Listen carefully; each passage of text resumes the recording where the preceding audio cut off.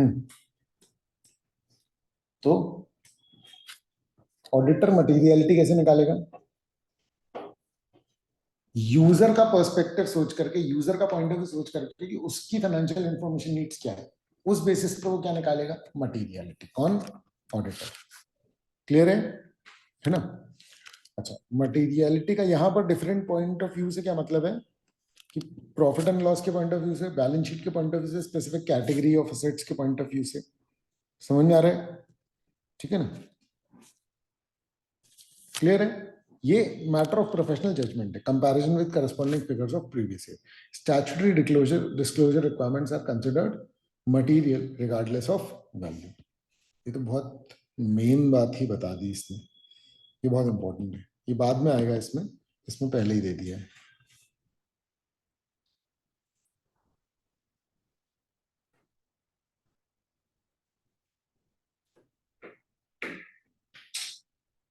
नहीं दिया हुआ है। हाँ, ये शेड्यूल 3 के हिसाब से आपको पता है मटीरियलिटी क्या है? एनी आइटम ऑफ इनकम और एक्सपेंडिचर जो कि 1% ऑफ रेवेन्यू से ज्यादा है या 1 lakh, whichever is higher, उसको सेपरेटली दिखाना है। ये इसी की बात में कर रहा था कल। समझ आ रहा है मटीरियलिटी क्या होगी? ठीक है। Company should disclose in notes to accounts shares in the company held by each shareholder more than 5% shares, specifying the number of shares or use. मतलब 5% से ऊपर बोल दिया ना, तो इसका मतलब क्या है कि किस बात को कंसिडर किया जा रहा है? मटीरियलिटी। क्लियर है? ठीक है ना? अब ऑडिटर किसके बारे में सोच रहा है? यूजर के बारे में। ऑडिटर किसके बारे में सोच रहा है? यूजर के बारे में, कि उसकी फाइनेंशियल इंफॉर्मेशन नीड्स क्या है। आ रहा है समझ? तो सबसे पहले ऑडिटर को यह सोचना पड़ेगा कि यूजर कैसा है, यूजर का लेवल क्या है, यूजर का नॉलेज लेवल जो है वो क्या है। आया समझ में क्या बोल रहा हूं? तो ऑडिटर जब यूजर के एंड से ये देख रहा है कि उसकी फाइनेंशियल इंफॉर्मेशन नीड्स क्या है ताकि वो मटेरियलिटी निकाल सके, तब सबसे पहले तो वो ये कि वो यूजर के बारे में क्या अजम्पशन ले रहा है कि इसको क्या पता है क्या नहीं पता। तुम्हें समझ में आ रहा है कि नहीं आ रहा है बेटा? क्लियरली बताना। समझ में आ रहा है? ऑडिटर क्या निकाल रहा है? मटीरियलिटी। इसके लिए उसको क्या करना पड़ रहा है? यूजर के फाइनेंशियल इंफॉर्मेशन नीड्स को देखना पड़ रहा है। इसलिए वो क्या अज्यूम कर रहा है?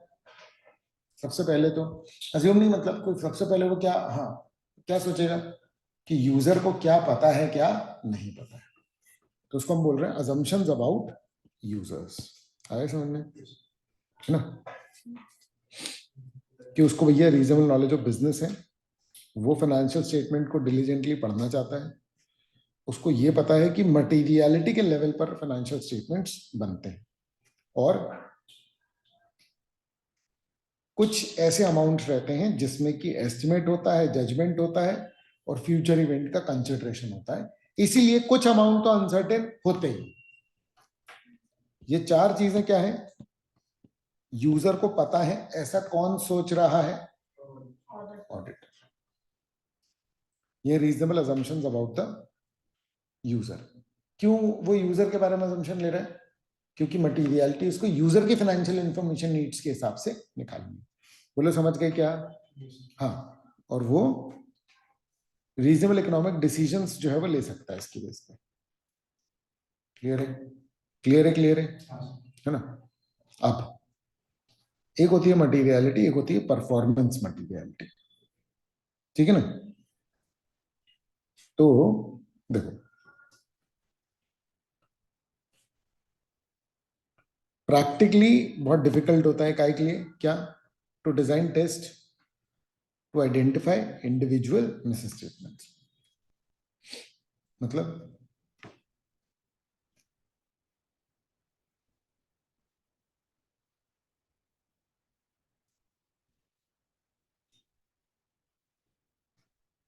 अरे ऑडिटर ऐसे प्रोसीजर लगा सकता है कि जिसमें एकदम एक एक मिस स्टेटमेंट का उसको पता लग जाए।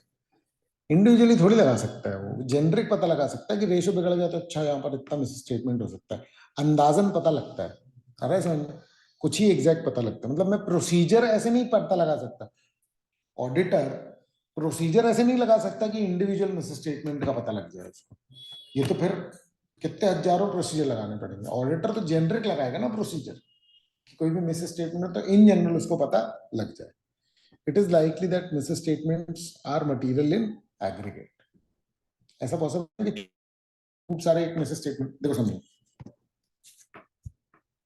मान लो मैं इन्वेंट्री चेक कर रहा हूँ, आ रहा है समझ में? मैं बोल रहा हूँ कि यार 5 लाख से ऊपर की गलती मटीरियल मिस्टेक है, या चलो 1 लाख से ऊपर की गलती क्या है, मटीरियल मिस्टेक है, छोटी एंटिटी है, ठीक है। अब मैंने एक स्टॉक में देखा तो उसमें 10,000 की गलती थी, मैंने कहा ठीक है। एक में देखा 5,000 की गलती, एक में देखा 7,000 की गलती। अब पॉइंट ये है कि हर ही में गलती है और एक ही साइड की गलती है कि वैल्यूएशन ओवर वैल्यू किया है, तो ऑडिटर उसको भी नहीं छोड़ेगा। क्यों? क्योंकि फिर ये सारे आइटम मिला करके अगर 2 लाख 5 लाख के ऊपर निकल गए फिर नहीं आ रहा समझ में। अरे जिसको चोरी करनी है, समझ में आ रहा है, वो थोड़ी भी कर सकता है, वो किसी एक जगह से पूरी कर सकता है, ये थोड़ी थोड़ी बहुत सारी जगह से कर ले। समझ गए, है ना? ठीक है। Performance materiality means the amount और amount set by the auditor at less than materiality for financial statement as a whole to reduce an appropriately low level the probability। देखो सिंपल, यहां देखो, एक ऐसा अमाउंट जो मटीरियलिटी से थोड़ा सा कम है, मतलब मटीरियलिटी मान लो 1 लाख की है, तो ऑडिटर बोलेगा मैं 90 मान के चलूंगा। सिंपल,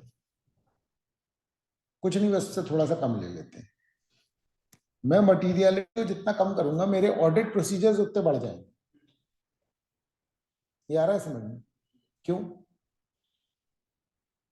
पहले मैं 1 लाख तक के मिस स्टेटमेंट सह सकता था, अब मैं सिर्फ 90 तक के मिस स्टेटमेंट सह सकता हूँ।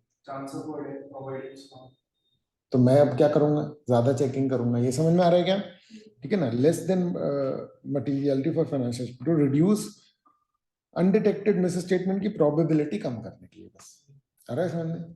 ठीक है ना, कि चांसेस कम हो कि मेरे पे बात है। ठीक है, तो बस इतनी सी बात है कि ये एक लोअर लेवल पर सेट होती है। समझ में आ रहा है? इससे रिस्क कम हो जाता है ऑडिटर का। समझ में आ रही है बात, कि वो ढूंढ नहीं पाएगा मिस स्टेटमेंट, ये रिस्क क्या हो जाता है। अच्छा, ये इस पे भी अप्लाई होता है, इंडिविजुअल अकाउंट लेवल पर भी जाता है। ये किस पे जाता है ना? तो या तो हो सकता है कि मैं ऐसा भी निकाल लूंगी, फिक्स्ड असेट्स में मैं कितना मटीरियलिटी मान के चलूंगा, इंडिविजुअल अकाउंट बैलेंस डिस्क्लोजर में, वैसे डिस्क्लोजर में कोई मटीरियलिटी सेट नहीं होती, डिस्क्लोजर में हर बात जरूरी है। क्लियर? ये अपन लोगों ने यहाँ पर पढ़ा था।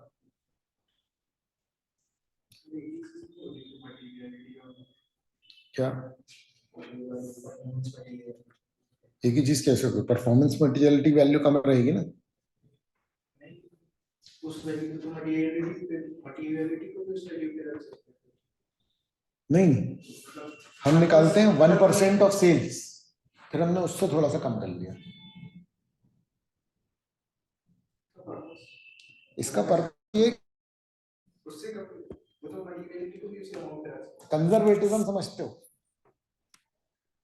कंजर्वेटिज्म क्या होता है? हाँ, लेकिन एक जनरल मीनिंग क्या है कंजर्वेटिज्म का? हम लोग कंजर्वेटिव हैं, इसको, इसका कोई एग्जांपल दो जनरल लाइफ का।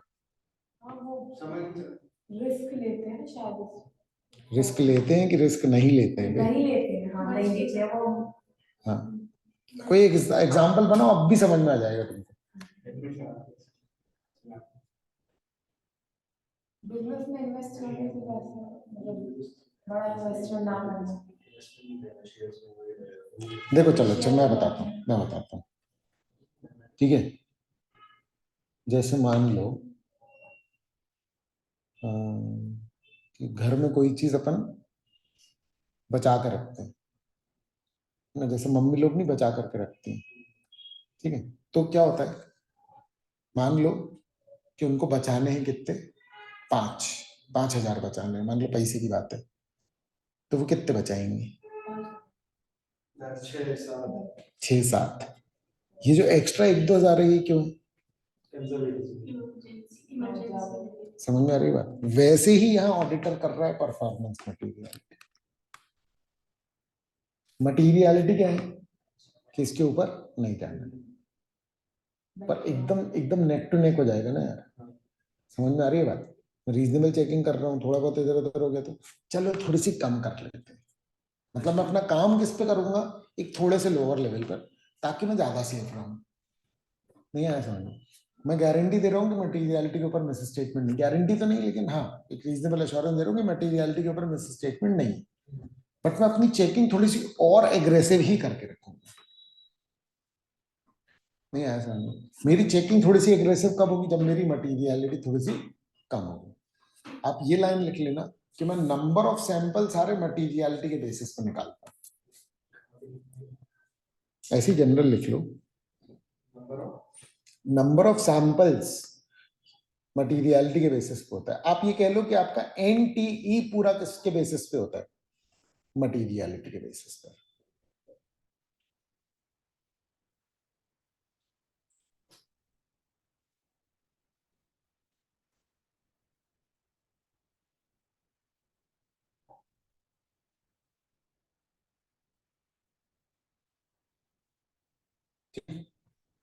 तो जब मटीरियलिटी जितनी कम होगी आपकी वो उतनी बढ़ जाती है, क्या चेकिंग एनटीई बढ़ जाता है। अगर क्या कहते हैं मटीरियलिटी के ऊपर में स्टेटमेंट्स है तो ओपिनियन एडवर्स जाता है, मटीरियलिटी के ऊपर नहीं, मैं मैनेजमेंट से डिस्कस करूंगा कि भैया तुम कम करो इसको, नहीं तो फिर मैं ओपिनियन में रिपोर्ट में लिख दूंगा।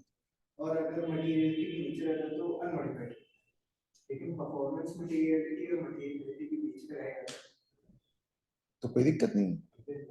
परफॉर्मेंस मटीरियलिटी देखो समझो, ये एग्जैक्ट कैलकुलेशन थोड़ी, मटीरियलिटी खुद ही अपने आप में एग्जैक्ट नहीं, मैं कैलकुलेट कर ले रहा हूं, पर इस बात का मतलब समझो, ये एक जनरल व्यू पॉइंट है ना कि यार 1% सेल्स, सेल्स इनकी 5 लाख है और 50,000 से, ये 5,000 से ज्यादा के मिस स्टेटमेंट नहीं होने चाहिए, 1 लाख इनकी सेल्स है तो 1,000 से ज्यादा के मिस, तो ये व्यू पॉइंट है। अरे समझ, मैंने उसको 800 कर लिया 1,000 को, क्यों? ताकि अगर थोड़ा बहुत मिस स्टेटमेंट और निकल जाए तो 900 950 चला जाए, 1,000 के ऊपर ना ही जाए। तो मैं काफी ज्यादा गार्ड कर रहा हूं किसको, 1,000 को। परफॉर्मेंस मटीरियलिटी से मैंने क्या किया, अपने प्रोसीजर थोड़े से बढ़ा लिए, पर अगर मान लो मिस स्टेटमेंट उसके थोड़े ऊपर भी जाते हैं तो मेरे ऊपर ऐसी कोई बात नहीं आने वाली। इनफैक्ट मटीरियलिटी के ऊपर भी जाएंगे तब भी मुझे बस ये साबित करना है कि भैया मैंने अपने सारे प्रोसीजर ढंग से लगाए थे या नहीं। बोलो क्लियर हो गया? मतलब कोई फर्क नहीं पड़ता उससे, समझ में आ रहा है? लेकिन मैं मटीरियलिटी लेके चलूंगा और उसके ऊपर चले गया तो फिर दिक्कत हो जाएगी। तो मैं परफॉर्मेंस लेकर के चलता हूँ, पीएम उससे थोड़ा बहुत ऊपर जाएगा, ज्यादा नहीं जाएगा। बोलो क्लियर है ना? रिस्क मिटिगेशन, मिटिगेट करना मतलब कि कम करना, रिस्क को कम करना, ठीक है? Performance materiality is set lower than overall materiality, reduces the risk of failing the failing to identify material misstatements when combined. Hello hello, तो मैं बेसिकली परफॉर्मेंस मटीरियलिटी के थ्रू क्या कर रहा हूँ, रिस्क मिटिगेशन। नहीं आया समझ में? मेरे मिस स्टेटमेंट निकलने के चांसेस कम होते हैं जब मैं पीएम के हिसाब से करता हूँ। नहीं आया समझ में? क्लियर है ना? अब बोलो बेटा ये बात क्लियर है कि नहीं? समझ गए हो? अब determining materiality and performance materiality in audit planning, ठीक है? चलो तो कैसे पता लगाएं? सबसे पहले तो ओवरऑल ऑडिट स्ट्रेटजी बना रहे हो जब आप, तो क्या करते हो, मटीरियलिटी पूरे फाइनेंशियल स्टेटमेंट के लिए कर लेते हो, है ना? और इसमें specific circumstances, entity specific circumstances को आप ध्यान में रखते हो। मान लो कि जैसे गवर्नमेंट एंटिटी है तो प्रॉफिट को बेस नहीं ले सकता मैं, फिर मैं बेस किसको लूंगा, सेल्स, या वैसे क्या है ना कि गवर्नमेंट एंटिटी का मोटिव ही नहीं रहता, तो फिर है ना प्रॉफिट मोटिव नहीं रहता ना। ये क्लियर है ना? अब देखो यहां पर बोल रहा है कि ओवरऑल ऑडिट स्ट्रैटेजी बनाते समय मैं किसको आइडेंटिफाई कर लूंगा, मटीरियलिटी को। ये क्लियर है, ये क्लियर है। मैं इंडिविजुअल अकाउंट लेवल पर मटीरियलिटी डिफरेंट डिसाइड कर सकता हूं, और मैं ये भी तय कर सकता हूं कि किसी किसी चीज को लेकर के यूजर बहुत सेंसिटिव है। इसका एक एग्जांपल समझना, इसका एक एग्जांपल तो स्टैट्यूटरी ही है, जैसे कि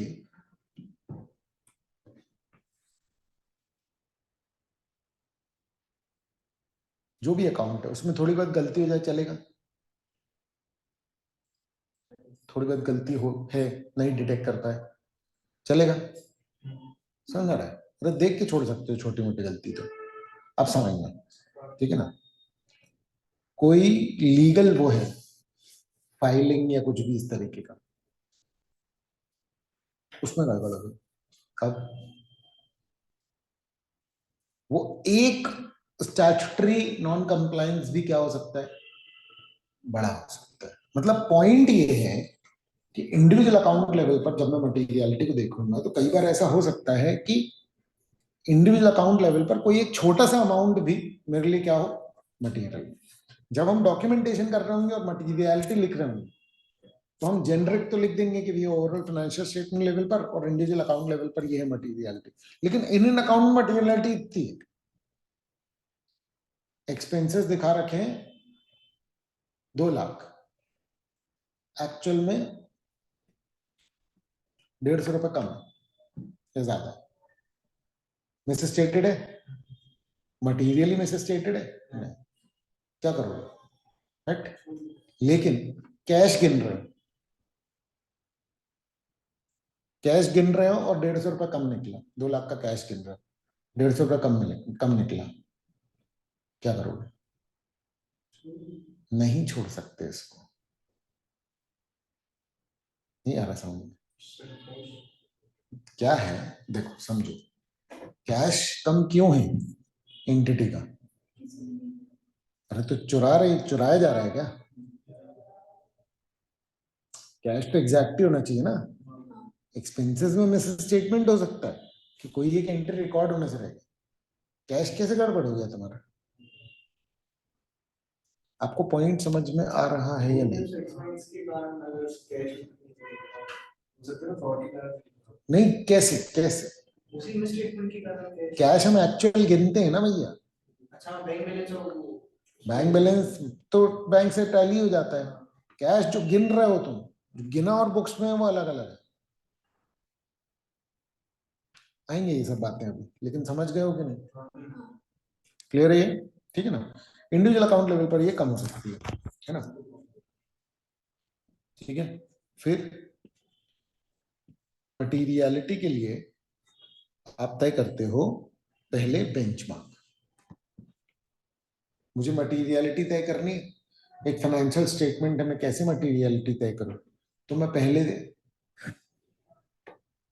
कोई एक बेंचमार्क सेट करूंगा, बेंचमार्क फाइनेंशियल स्टेटमेंट में से मैं कोई एक चीज लूंगा, जैसे सेल्स, जैसे कि असेट, जैसे कि प्रॉफिट, ये मेरा बेंचमार्क हो गया, ये ना इस पर बेस्ड है, वो यूजर की फाइनेंशियल इंफॉर्मेशन नीड्स जो है ना उस पर बेस्ड है कि यूजर किसको देखता है एंटिटी में, प्रॉफिट देखता है, चलो अच्छा प्रॉफिट का एक परसेंटेज मेरा मटीरियलिटी होनी चाहिए, अच्छा यूजर प्रॉफिट नहीं देखता सेल्स देखता है तो सेल्स ले लो, सेल्स का एक पर्टिकुलर परसेंटेज हमारा क्या होना चाहिए, मटीरियलिटी, समझ में आ रही है बात, क्लियर है।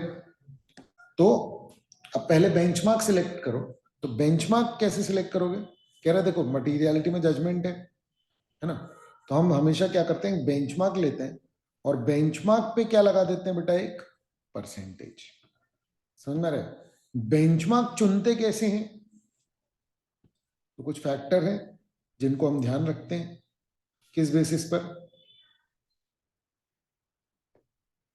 मतलब फैक्टर जिनको हम ध्यान रखते हैं क्या चुनने के लिए, बेंचमार्क, ठीक है ना। इसमें ये डब्बे का नहीं आ पाया है ना, तो इसमें ये नोट कर लो, अभी तो है ना तुम्हारे पास मॉड्यूल भी,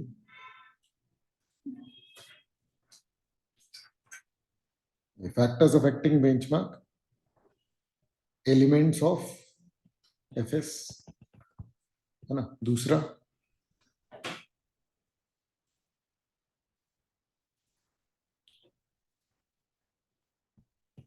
focus areas of users, nature of entity,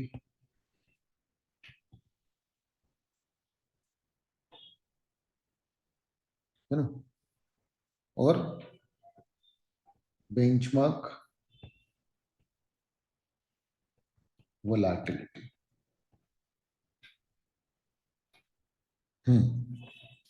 क्या समझे? जैसे मान लो कि एक एंटिटी वो पूरी की पूरी डेट से चल रही है, तो उसका सबसे मेन क्या हो गया, उसका जो डेट है, तो मेरे लिए फिर बेंचमार्क क्या हो जाएगा, टोटल डेट्स। नहीं आया समझ में? या टोटल एसेट्स।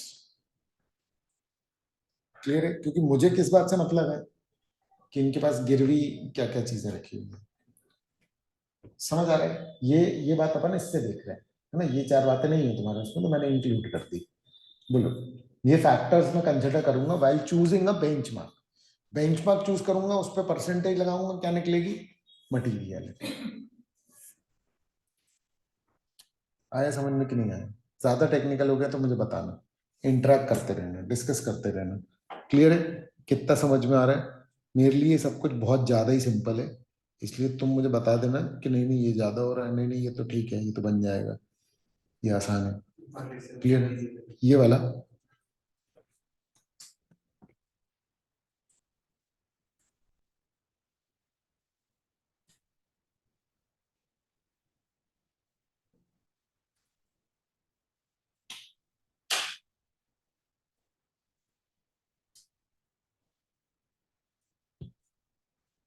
देखो, ये है मटीरियलिटी, ठीक है। ये प्रोफेशनल जजमेंट का मैटर है, आ रहा है समझ में? ठीक है। फिर इसका अपन एक शॉर्ट वर्जन निकाल लेते हैं, पीएम, ये पढ़ लिया अपन ने, है ना। फिर इसको कैसे निकालते हैं, तो अपन लेते हैं एक बेंचमार्क। बेंचमार्क जो है वो फाइनेंशियल स्टेटमेंट का कोई आइटम होता है, जैसे कि प्रॉफिट, जैसे कि सेल्स, जैसे कि फाइनेंशियल स्टेटमेंट। और फिर इस बेंचमार्क पे अपन क्या लगाते हैं बेटा, परसेंटेज। और वो परसेंटेज लगा करके अपन क्या निकालते हैं, मटीरियलिटी। वो परसेंटेज से मटीरियलिटी मतलब प्रॉफिट का 5%, वो अमाउंट मेरे लिए मटीरियल। सेल्स का 1% वो मेरे लिए मटीरियल। तो बेंचमार्क, ये बेंचमार्क है, प्रॉफिट सेल फिक्स एसेट, ये क्या है, बेंचमार्क। बेंचमार्क का अमाउंट लो, उस पर परसेंट लगाओ, क्या आ जाएगा, मटीरियलिटी। नहीं समझे? क्लियर है? ठीक है। तो ये क्या है, अच्छा,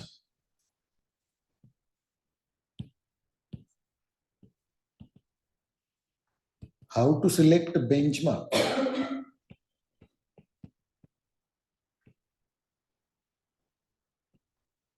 तो नेचर ऑफ एंटिटी और क्या था, elements of FS. Financial statement में है क्या क्या, वो तो देखूं मैं। और क्या,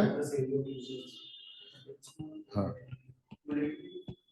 फोकस ऑफ यूजर्स, वोलेटिलिटी मतलब कितना चेंज। मैं मान लो प्रॉफिट ले लूं, इनका प्रॉफिट एकदम ऐसा ऐसा हो जाता है, तो हर साल की मटीरियलिटी कितनी बदल जाएगी। तो मुझे कोई एक स्टेबल चीज चाहिए, आ रहा है सामने, जिस पर मैं क्या तय कर पाऊं अपनी मटीरियलिटी, भैया इतने से ऊपर नहीं होगा, पता चला वही चेंज हो गया उनका। आ रहा है समझ? ऑडिट करते करते ही पता चला प्रॉफिट चेंज हो गया, ये भी आएगा अभी, रिवाइज्ड मटीरियलिटी। आ रहा है समझ? सोचो आपने रखा प्रॉफिट, है ना, तो प्रॉफिट कहां से लिया आपने, एंटिटी के फाइनेंशियल से, फिर जब मैं ऑडिट कर रहा था तो मुझे पता चला बहुत सारी सेल्स इनने रिकॉर्ड ही नहीं करी। तो क्या हुआ, वो सेल मैंने रिकॉर्ड करी, प्रॉफिट ही चेंज हो गया, मेरी मटीरियलिटी ही चेंज हो गई। नहीं आया समझ में, और आधा काम कर चुका हूं अब मैं उस पर, तुम्हारा दिमाग खराब हो जाएगा। समझ में आ रही है बात, उस पर भी है डिस्कशन अभी। चलो ठीक है।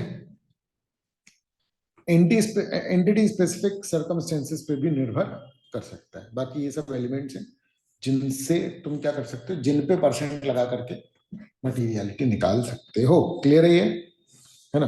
अब चोजन बेंचमार्क, ठीक है ना, रेलेवेंट फाइनेंशियल डेटा। तो in relation to chosen benchmark, ठीक है, क्या हो रहा है, relevant financial data ordinarily includes, ठीक है, ऑर्डिनरली क्या इंक्लूड करता है,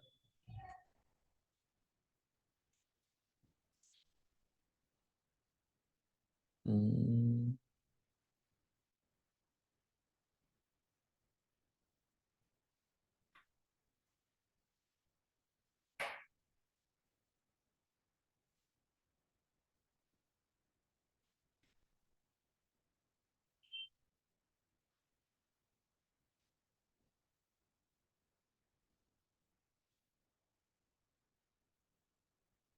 ये है ना इसके चीजें इसमें।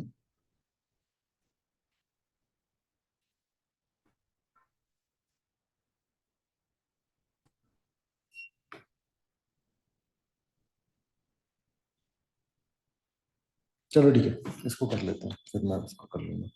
अब देखो डेफिनेशन ऑफ रेलेवेंट बेंचमार्क, ठीक है, ध्यान सुनना। ठीक है, definition of relevant financial data. कौन सा फाइनेंशियल डेटा रेलेवेंट है किसके लिए, बेंचमार्क चुनने के लिए, है ना।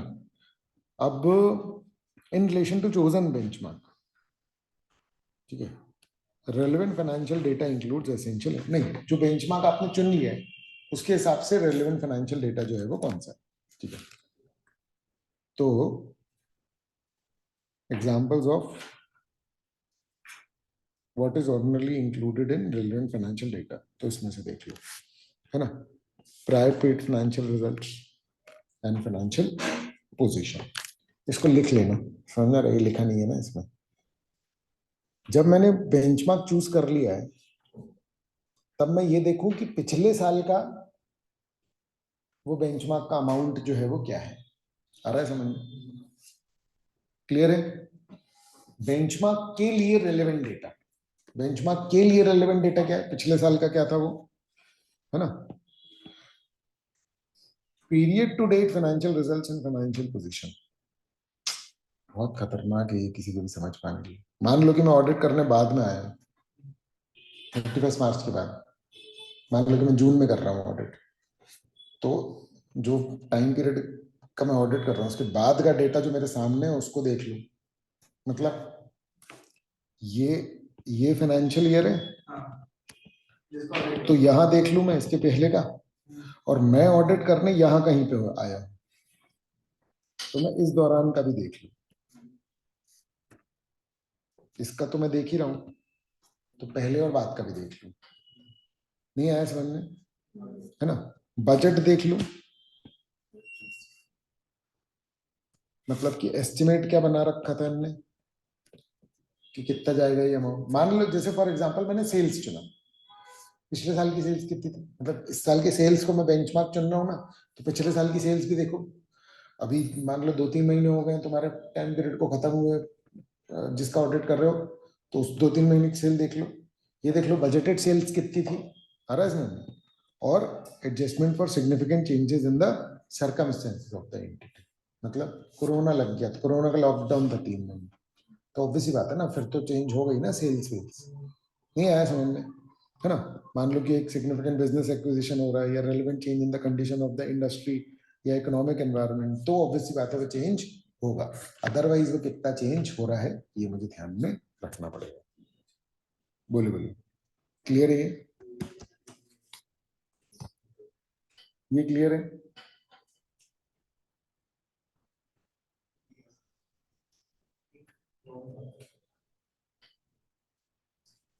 एक सेकंड,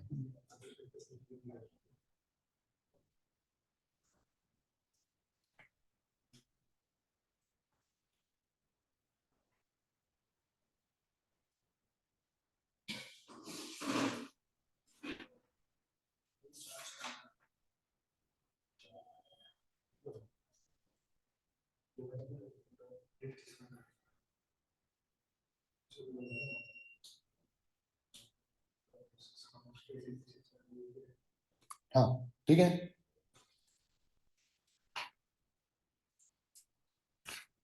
अब देखो अब ये वाले पॉइंट्स बेंचमार्क के ड्यूरिंग पे चेंज हो सकते हैं, ऐसा है? कुछ नहीं, बस ये है कि इस बेंचमार्क के लिए ये भी देख लो, इससे तुमको तय करने में मदद मिलेगी कि यही बेंचमार्क चुनो कि कोई और चुन लो। आ रही है बात समझ में? क्लियर है? वो बस इतना बोल रहा है कि भैया इसके लिए रेलेवेंट फाइनेंशियल डेटा जो है वो ये, बोलो क्लियर है ना? अब वो एग्जांपल बना रहे हैं, consideration of a scenario where materiality is initially determined based on a percentage of profit before tax from continuing operation। अब देखो क्या हो रहा है एग्जांपल, मान लो कि हमने क्या चुना, कि हम किसके बेसिस पे कर रहे हैं, अरे क्या चुना बेंचमार्क, प्रॉफिट, अरे समझ प्रॉफिट, हाँ, financial हमने क्या चुना, प्रॉफिट चुना, क्या बेंचमार्क, इनिशियली हमने ये चुना था। अब क्या हुआ, circumstances that give rise to an exceptional decrease or increase in profit may lead the auditor to conclude that the materiality as a whole is way more as a whole is more appropriately determined using a normalized profit before tax from continuing operation figure based on past result। वो ये कह रहा है मैं normal profit लूं या entity वाला profit लूं। हो सकता है कि इस साल इनने वीआरएस पे किया तो इसके चक्कर में इनका प्रॉफिट एकदम बहुत से कम हो गया, तो मेरी मटीरियलिटी तो लोअर पे आ जाएगी। हो सकता है कि इस साल इनको बहुत सडन प्रॉफिट हुआ। आपको याद है गुडविल के लिए जैसे हम प्रॉफिट कैलकुलेट करते थे, तो आप एक्चुअल प्रॉफिट ले सकते हो या तो फिर नॉर्मल प्रॉफिट ले सकते हो, कि उस अनयूजुअल प्रॉफिट को या लॉस को क्या करो, अलग करो। एग्जाम्पल है, इतनी डिटेल में कोई नहीं जाता, मतलब जा सकते हैं, रेयर केस है, हम बेंचमार्क ही चेंज कर देते हैं, मतलब प्रैक्टिकली तो क्या रे चलो सेल्स ले लेते हैं, अरे कौन इसमें इतना नाटक करता बैठे। ये क्लियर है कि नहीं, समझे? ठीक है ना? हम हमारे पास जस्टिफिकेशन है ना कि प्रॉफिट तो मैनिपुलेटेड हो गया, प्रॉफिट का तो कुछ और छोड़ ही नहीं है, तो नॉर्मलाइज प्रॉफिट। तो ये एक एग्जांपल है, समझ गए क्या? In such cases what a normalise profit consider करें। नहीं आया समझ में? बोलो बोलो। ठीक है, अब materiality level or levels for particular class, factors indicating lesser materiality, है ना? अब क्या बोल रहे हैं, इंडिविजुअल अकाउंट लेवल मटीरियलिटी। ठीक है, तो consideration of factors indicating existence of a specific class where lesser misstatement could impact the user decision। मैं ऑडिटर हूं, मैं यूजर के बारे में सोच रहा हूँ कि यार 1 लाख के ऊपर अगर गया ना अमाउंट तो यूजर को लगेगा कि ये मिसस्टेटेड है, तो 1 लाख के ऊपर क्या हो गया मेरा, मटीरियलिटी। फिर ऑडिटर ऐसे देख रहा है फाइनेंशियल कर रहा है, ये वाले लेजर में तो 10,000 की मिस्टेक भी यूजर को बड़ी लग जाएगी। तो इंडिविजुअल अकाउंट लेवल पर materiality may be set at a lower level than that of the original material। नहीं आया समझ में? ठीक है, हमारे उसमें जब मैं ऑडिट करता था उसमें 2 नाम यूज होते थे, डी मिनिमस और CTM. CTM was clearly trivial misstatement. Trivial मतलब बहुत छोटे, और क्लियरली बहुत क्लियर दिख रहा है कि बहुत ही छोटे। समझ रहे? पहले उसके लिए पहले नाम यूज होता था डी मिनिमस। डी मिनिमस मतलब इतना मिनिमम अमाउंट जितने की मिस स्टेटमेंट को लात मार दो क्लियर ये ऑडिट के लिए हाँ ऑडिट के लिए काम अब हो सकता है कि हो हमारे मतलब फर्म में यूज होते थे 18 साल मतलब जब 14 साल पहले ठीक है बिग फोर में लेकिन है ना ठीक चलो तो हम लोग क्या कर रहे हैं मटीरियलिटी लेवल देख रहे हैं समझ में आ रहा है ठीक है ना तो अरे यार एक सेकंड ये इसी में हो गया ना ये पूरा हाँ, चलो ठीक है तो अब फैक्टर्स जो इंडिकेट कर रहे हैं कि कहीं पर क्या होगा लोअर लेवल भी आपको क्या कर सकता है अफेक्ट कर सकता है समझ में आ रही है बात मटीरियलिटी मैंने 1 लाख चुनी लेकिन हो सकता है कि क्या हो किसी किसी अकाउंट में क्या हो अरे यार तुम लोग एकदम ही ब्लैंक सुनो इधर ये जो मटीरियलिटी है ये 2 लेवल पर निकालते हैं अपन फाइनेंशियल स्टेटमेंट लेवल और अजर्शन लेवल को और क्या बोल सकते हैं इंडिविजुअल अकाउंट लेवल है ना account balance level disclosure level ठीक है ना तो अब यहाँ तो एक अमाउंट आ गया है ना इंडिविजुअल अकाउंट के लिए भी जैसे मान लो मैंने फाइनेंशियल्स के लिए तय किया 1 लाख और इंडिविजुअल अकाउंट के लिए तय किया 10,000 अरे समझ अब कोई एक लेजर ऐसा है जैसे कि कैश इसमें मैं कह रहा हूँ भैया 10 रुपए का भी मिस्टेक नहीं होनी चाहिए तो इंडिविजुअल अकाउंट लेवल पर मैं क्या कर रहा हूँ lower level of materiality set कर रहा हूँ जैसे स्टैट्यूटरी कोई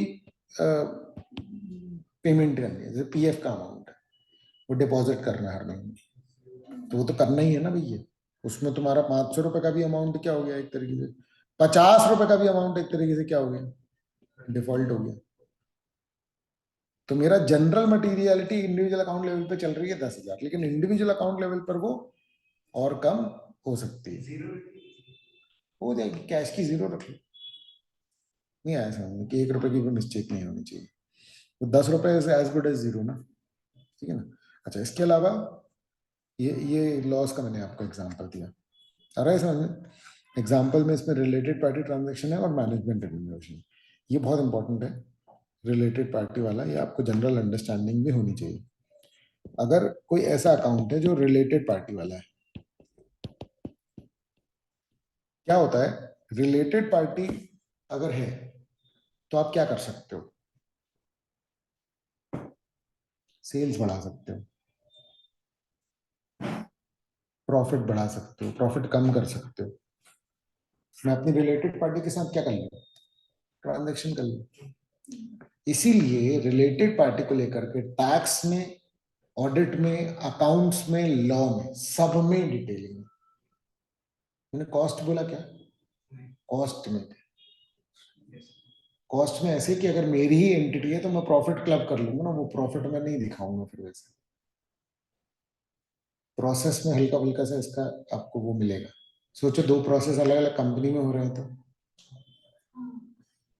समझ में आ रही है बात क्लियर है तो रिलेटेड पार्टी एक बहुत बड़ा मुद्दा है हर सब्जेक्ट को लेकर के ये मुद्दा है समझ में आ रहा है नेशनल इंटरनेशनल मुद्दा है क्योंकि एंटिटीज पता क्या करती हैं वो केमन आइलैंड और वो जो है ना मॉरिशस के आसपास के देश वहां पर अपनी एक एंटिटी बनाती है क्योंकि वहां कैपिटल गेन्स टैक्स नहीं है कल को एंटिटी ट्रांसफर करनी पड़ी तो वहां से करते हैं कैपिटल गेन्स टैक्स इंडिया में जनरेट नहीं होता वोडाफोन फंस गया था ना वोडाफोन जो था उसने हज करके उसको खरीदा था तो उसके ऊपर 2 बिलियन की टैक्स लायबिलिटी आ गई थी ऐसा कुछ हुआ था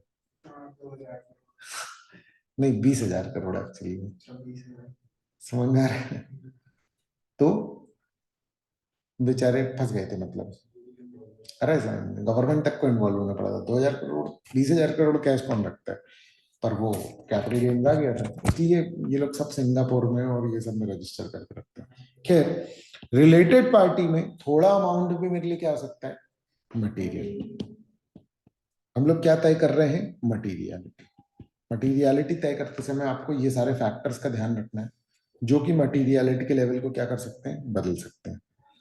ठीक है, फिर क्या है बेटा, industry specific disclosure.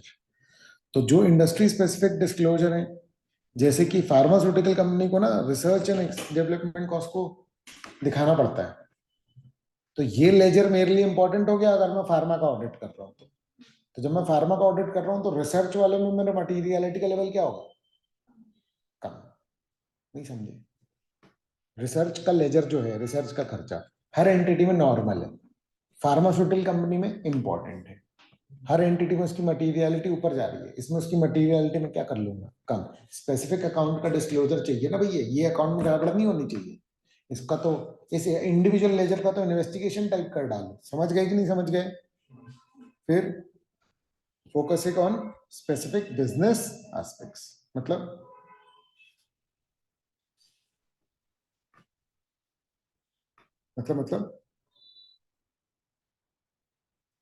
Newly acquired business है, समझ रहे? तो वो अपने एंटिटी का हिस्सा है, क्या करोगे, उसको डिटेल में चेक करोगे। ये बाकी तो तुम पहले से करते आ रहे थे, उसको डिटेल में चेक करना है तो क्या करो, उसकी मटीरियलिटी लो, रख लो। नहीं आया समझ में? क्लियर? बहुत सारी बातें हैं जितनी याद रह पाए तो। क्लियर है क्या? ठीक है ना? वैसे इस नोट्स फॉर्म में मुझे तुमसे आशाएं ज्यादा है, आ रहा है समझ? ठीक है ना? बाकी देखो यार, एमसीक्यू है तो फिर वो थोड़ा वैसा हो जाता है। क्लियर है ना? और तुम्हारे पास मुद्दे भी कम ही हैं, ज्यादा नहीं है, तो है ना, कर लेना सभी। ठीक है, 90 मार्क्स लेके आओ ऑडिट में एकदम। आ रहा है समझ में? हाँ मैं सच बोल रहा हूँ, उसमें आ सकते हैं तुम्हारे। किसी की इतनी दम नहीं है कि ऐसा पढ़ा दे। मैं तुमको फैक्ट, बिल्कुल फैक्ट बता रहा हूँ, क्योंकि जिन लोगों को ये ज्ञान भी है ना, उन लोगों के लिए इस तरीके से पढ़ाना कमर्शियली फिजिबल नहीं है। समझ में आ रही है बात? 90% को तो वो ज्ञान ही नहीं है जिस तरीके से मैं बता रहा हूँ तुमको। समझ में आ रहा है? और वो 10% के लिए कमर्शियली फिजिबल नहीं है कि वैसे पढ़ा दे। क्लियर है? ठीक है ना? इसलिए मैं बोल रहा हूँ कि अगर मैं बोल रहा हूँ ना कि 90 मार्क्स तुम्हारे आ जाएंगे ऑडिट में, तो ये मैं हवा में नहीं बोल रहा हूँ, मैं एक्चुअली में जेन्युइनली बोल रहा हूँ कि आ सकते हैं तुम्हारा। क्लियर है? ठीक है, चलो। अच्छा, अब रिवीजन। रिवीजन का मतलब क्या होगा, change as the audit progresses, materiality change. क्यों? क्योंकि भैया मैंने प्रॉफिट का परसेंट लिया था, अब जब ऑडिट करते करते मुझे एक सेल्स मिली जो कि रिकॉर्ड नहीं होनी थी, हो गई है, मैंने सेल्स हटवाई, मेरी पूरी मटीरियलिटी चेंज हो गई। अब मेरे पूरे सैंपल किस हिसाब से निकले होंगे, मटीरियलिटी। जिन जिन लेजर में मैं छह सैंपल चेक करके आया हूं, अभी कैलकुलेट करो तो सब में 8 निकल रहे हैं। क्या करोगे बताओ? जाओ करो जाके सब चेक। हाँ, समझ में आ रही है बात? इसीलिए पहले से इंतजाम रखो, इसलिए परफॉर्मेंस मटीरियलिटी होता है। आया समझ? कि पहले ही लो कर लो, कि जैसा एडजस्टमेंट हुए तो फिर नौटंकी ना बच जाए ना, कि पूरा ऑडिट का प्लान ही दोबारा से बनाना पड़ रहा है। मटीरियलिटी तो सबसे शुरू में आइडेंटिफाई हो जाती है ना, कौन से प्रॉफिट के बेस पे, जो एंटिटी बता रही है वो तो अभी तक मैंने ऑडिट ही नहीं किया। आया समझ में कि नहीं आया? चलो, नीड क्यों आएगा रिवीजन? क्योंकि सर्कमस्टेंसेस चेंज हो गए ड्यूरिंग द ऑडिट। क्या सरकम? हाँ, ऐसे भी सकता है, ऐसे मटेरियलिटी प्रॉफिट के बेस पे किया है, तो पहले प्रॉफिट ही चेक कर सकते हैं। कैसे कर लोगे प्रॉफिट चेक? किन किन चीजों से मिलके बनता है प्रॉफिट? पूरा सेल्स, पूरे एक्सपेंसेस, ओपनिंग क्लोजिंग इन्वेंटरी। तो प्रॉफिट अकेला कोई आइटम थोड़ी है जो चेक हो जाए। क्लियर है ना? अच्छा, changes could result from an event like a decision to dispose of a significant part of entity's business. ठीक है ना? मतलब एंटिटी ने अपना एक बिजनेस ही बेच डाला, या कुछ इस तरीके का कर लिया। क्लियर है? तो फिर अब क्या होगा, मेरी मटीरियलिटी हिल जाएगी भाई। आ रहा है समझ? रीजंस क्या है रिवीजन के? अच्छा, ये नीड बोल रहा है और ये रीजंस बोल रहा है, एक ही बात है वैसे तो, है ना? अच्छा, रिवीजन बेस्ड ऑन ऑडिट करते करते कोई नई इंफॉर्मेशन मिल गई, समझ में आ रहा है? जिससे मुझे लग रहा है कि भैया अब मेरे फर्दर ऑडिट प्रोसीजर्स जो है वो चेंज होने चाहिए। याद है हमने ऑडिट प्लान को भी फ्लेक्सिबल रखा था, क्यों रखा था फ्लेक्सिबल? ड्यूरिंग द ऑडिट अगर कुछ चेंज होते हैं ना तो भैया हम प्लान को चेंज कर पाए, यही तो है वो जो चेंज हो रहा है। आ रहा है समझ में? Adjustment may be necessary if actual financial statement results differ substantially from initially anticipated result. ऐसा क्यों होगा? मैं ऑडिट करते करते मेरे को मिल गया जबरदस्ती की सेल्स बढ़ा रखी थी, मैंने रिवर्स कराई, प्रॉफिट चेंज हो गया, नहीं आया समझ में? क्लियर है ना? रिवीजन का प्रोसेस क्या है? अब ध्यान समझना, मटेरियलिटी तुम्हारी बढ़ गई, क्या करोगे? अरे कहाँ बढ़ेंगे, बढ़ गई ना मटेरियलिटी, मतलब ऑडिट प्रोसीजर पे कोई फर्क नहीं पड़ता तो, कि पहले ही ज्यादा कर रहा था ना मैं, रिस्क कम हो गया ना, मटेरियलिटी का वैल्यू बढ़ गई तो। नहीं आया समझ में? 1 लाख थी मटेरियलिटी, 1,20,000 हो गई। पहले 1 लाख तक के मिस स्टेटमेंट सह सकता था, अब 1,20 तक के मिस स्टेटमेंट सह सकता हूँ, तो मेरा तो काम आसान ही हो गया ना। लेकिन जब कम हुआ सबसे पहले क्या देखोगे बताओ? जब 1 लाख की मटेरियलिटी, तुमने कोई सेल्स व्यवस्था कराई, प्रॉफिट कम हो गया, तुम्हारी मटेरियलिटी आ गई 90 पे, सबसे पहले क्या करोगे? सबसे पहले पीएम देखो कितना रखे थे, परफॉर्मेंस मटेरियलिटी, समझ में आ रही है बात? अब होगा उसके आसपास ही होगे, तो फिर तो कोई खास बात नहीं है। अरे समझ में, सब्जेक्टिविटी है तो एकदम हार्ड एंड फास्ट मत लेकर के चलना कि 1-1 रुपए का हिसाब हो। अरे समझ में, ठीक है ना, रीजनेबल चलता है सब। तो अब थोड़ा कम हुआ तो फिर चलता है क्योंकि पीएम संभाल लेगा, पर अगर ज्यादा कम हुआ तो क्या मुझे पीएम भी चेंज करना पड़ेगा? और अगर मुझे पीएम चेंज करना पड़ा तो मेरा पूरा एंटी ही चेंज हो जाएगा। समझ में आ रही बात? तो ये फिर ये करना ही पड़ेगा क्या? हाँ बेटा, ये तो करना ही पड़ेगा। समझ आ रही है बात? इसीलिए इसको ध्यान से ही चुनना है। मतलब if a lower materiality is deemed up, वैसे बड़ी एंटिटी में तब तो नहीं करेंगे वो लफड़ा, करेंगे तो सहेंगे भी, अब हमारा ऑडिट ज्यादा चलेगा भाई। क्लियर है ये? The auditor considers revising performance materiality, evaluation of whether NT or further audit procedure need adjustment. बोलो बोलो बोलो बोलो, क्लियर है ये? ठीक है, तो क्या परफॉर्मेंस मटेरियलिटी रिवाइज करने की जरूरत है? और अगर परफॉर्मेंस मटेरियलिटी रिवाइज करने की जरूरत है, क्या एनटी रिवाइज करने की जरूरत है? क्लियर है? क्लियर है ना? चलो अब documenting materiality in audit program, in audit. Documenting मतलब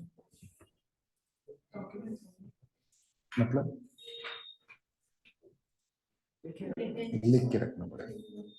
क्या क्या लिखो? ये लिख लोगे इतनी मटेरियलिटी? नहीं, कल को ये भी तुमसे पूछा जाएगा तो कैसे निकाल ली? तो मैं बेंचमार्क भी लिखूंगा, मैं अपने पूरे रीजन लिखूंगा, मैं अगर कोई रिवीजन कर रहा हूँ तो मैं ये लिखूंगा कि मैं क्यों रिवीजन कर रहा हूँ एंड ऑल दैट। आ रहा है समझ में? तो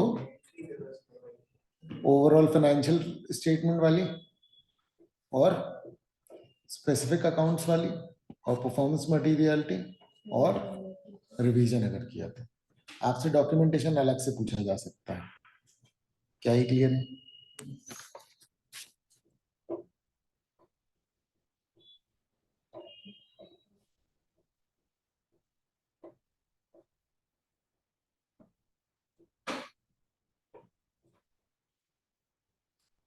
बोलो बच्चे बोलो। हाँ, 18:06:22। ठीक है, ठीक है, नालायक। ठीक है, इम्पोर्टेंस ऑफ डॉक्यूमेंटेशन, ठीक है, comprehensive recording of these amount and factor is vital for transparency and accountability in the audit process. ये सब आप लिख लोगे ताकि कल को आप साबित कर पाओगे आपने ऑडिट ढंग से किया। एलिमेंट्स टू इंक्लूड, ठीक है ना, materiality for entire financial statement, ठीक है ना? इंडिविजुअल अकाउंट्स की मटेरियलिटी, है ना? देख रहे हो क्या क्या डॉक्यूमेंटेशन में ये सब इंक्लूड करना इंपॉर्टेंस क्या है, मतलब क्यों डॉक्यूमेंट कर रहे हैं।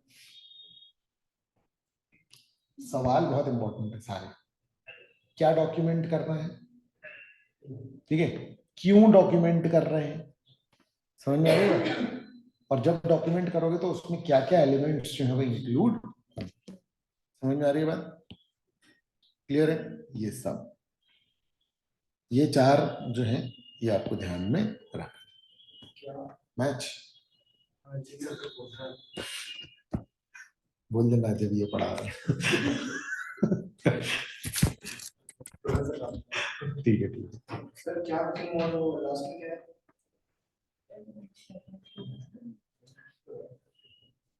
नहीं मतलब क्या क्यों, मतलब ये भी सवाल आ सकता है कि क्या, ये भी सवाल आ सकता है कि क्यों डॉक्यूमेंट करना है, तो फोकस एरिया बदल गया। और फिर है कि जब कर रहे हो डॉक्यूमेंट तो क्या क्या डॉक्यूमेंट कर लेंगे, क्या ही हो गया ना ये तो। हाँ ये इंक्लूजन हो गया क्या है और प्रोडक्ट्स हो गया क्या, वे एलिमेंट है क्या है ना ये, तो इंक्लूजन वाला भी तो क्या है वो। हाँ हाँ मतलब वही है, देखो ना सेम ही तो है दोनों, शॉर्ट में है वो बस। सेम ही तो है ना, पढ़ लो ना। दो बार में क्या मतलब? अरे बहुत सारी चीजें दो दो बार होती हैं, इसमें चिंता मत करो, क्लियर है? ठीक है, अब मुझे ये बताओ कि मटीरियलिटी और ऑडिट रिस्क में क्या रिलेशन होगा। जितनी ज्यादा मटेरियलिटी उतना कम ऑडिट रिस्क। ये तो तुमने याद वाला बोल दिया, नहीं नहीं ज्यादा नहीं, तो लॉजिक बताओ। मटेरियलिटी लेवल ज्यादा है तो उनको ऑडिट प्रोसीजर्स कम करने पड़ेंगे और ऑडिट रिस्क भी कम होगा क्योंकि ऑडिट प्रोसीजर कम करोगे तो रिस्क नहीं बढ़ गया? नहीं लेकिन मटेरियलिटी ज्यादा रख रहे हैं, फंसा रहा हूं मैं जबरदस्ती, ठीक है ना, लेकिन तुमको प्रूफ करना है। हाँ मटेरियलिटी हम ज्यादा रख रहे हैं हाँ तो मतलब ज्यादा गलतियां भी निकलेंगी तो चल जाएगा। बिल्कुल सही, ये होगा इसका एक्सप्लेनेशन, क्लियर है? वैसे मत सोचना जैसे बोला मैंने।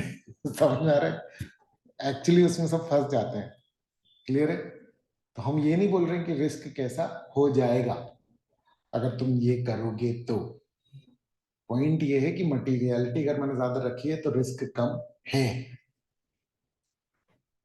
नहीं आया समझ में? मतलब रिस्क कम है तभी मटेरियलिटी ज्यादा रखी है, ठीक है, दोनों एकदम साइमल्टेनियस वो होते हैं आइडेंटिफाई, क्लियर है ना? तो application of materiality crucial concept है, ऑडिटर्स को अलग अलग जगह पे लगाता है, एक तो प्लानिंग के टाइम पे और परफॉर्मेंस के टाइम पे, दोनों टाइम पे लगता है। हर मिस स्टेटमेंट मिलने के समय पहले क्या खोजते हैं, क्या रखी थी हमने, मटेरियलिटी। जब भी कोई मिस स्टेटमेंट मिला तो क्या क्या सोचते हो, अरे ये कितना मटेरियल है, समझ में आ रही है बात, क्लियर है? तो जब प्लानिंग कर रहे हो तब क्या कर रहे हो, कह रहे क्या क्या प्रोसीजर करने, अरे मटेरियलिटी क्या है। जब ऑडिट कर रहे हो तब क्या नंबर ऑफ सैंपल निकाल रहे हो, अरे मटेरियलिटी क्या है। जब कोई गलती मिली तब क्या देख रहे हो, अरे मटेरियलिटी क्या है। समझ में आ रहा है, कब कब जरूरत पड़ती है मटेरियलिटी की, ये है क्या, एप्लीकेशन ऑफ मटेरियलिटी, ठीक है? फिर assessing the effect of uncorrected, कितने अनकरेक्ट, अच्छा अनकरेक्टेड भी छोड़ देते हैं हम, कुछ कुछ बहुत ही छोटे होते हैं ना, समझ में आ रहा है, तो अनकरेक्टेड मिस स्टेटमेंट्स भी छोड़ देते हैं, कुछ कुछ करेक्ट करवा लेते हैं। अनकरेक्टेड छोड़ क्यों दे रहे हो, सुधरवा क्यों नहीं लेते? फाइनेंशियल्स बन चुके होते हैं, कई बार क्या होता है ना प्रैक्टिकली बड़ी एंटिटी में एक चेंज कराने जाओ ना, पचासों चीजें चेंज हो जाती हैं। आ रहा है क्या समझ में, इसलिए ध्यान में रखना पड़ेगा तुम्हें। फिर forming the opinion in the auditors report, मतलब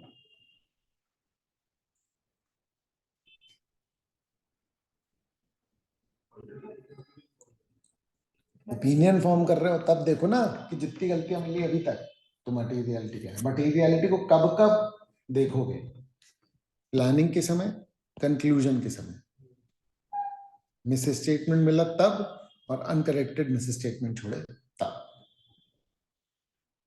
बोलो क्लियर है, क्लियर, समझ गए क्या?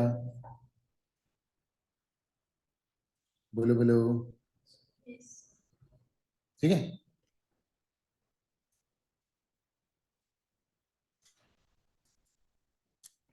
अब overall objectives of the auditor, ठीक है।